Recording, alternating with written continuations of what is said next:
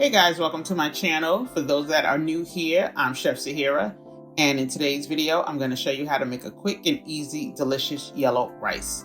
Before we get into that, don't forget to give this video a thumbs up, subscribe to my channel, and hit that notification bell so you never miss out on my videos. To get started, I'm using some diced green and red bell peppers, as well as an onion, and I have some garlic that I'm going to finely chop. You're also going to use your Sazon packet. That's the Sazon with the saffron or the yellow package. As well as I'm using some parboiled rice as well as some chicken flavored bouillon powder. If you don't have the powder, you can always use a bouillon cube. So we start by putting some oil in a pan. Here I'm just using a little canola oil. And I'm going to saute my vegetables. So I'm putting in my green peppers, red peppers, and my onions. And I'm just going to saute that for about 3 to 5 minutes. Now I'm coming in with my garlic, with my finely diced fresh garlic. And you just want that to cook for about 30 seconds until it's nice and fragrant. You don't want to overcook that. Now I'm going in with my packet, my Sazon packet.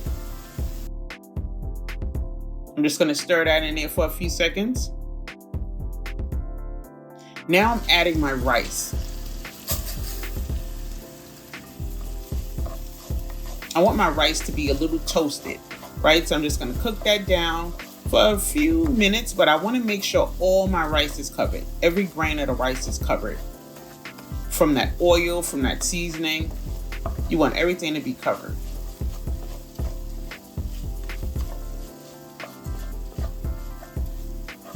Once I've toasted up my rice for a few minutes, now I'm adding my water. And to my water, I'm adding the bouillon powder. And keep in mind, this is seasoned to taste. So I don't go really heavy in the beginning because I don't want it to be too salty. So I put roughly about 1.5 tablespoons of the bouillon powder. Now this step here is totally optional. I actually keep frozen Sofrito, so I just pulled a few pieces out of my freezer and added that to my water.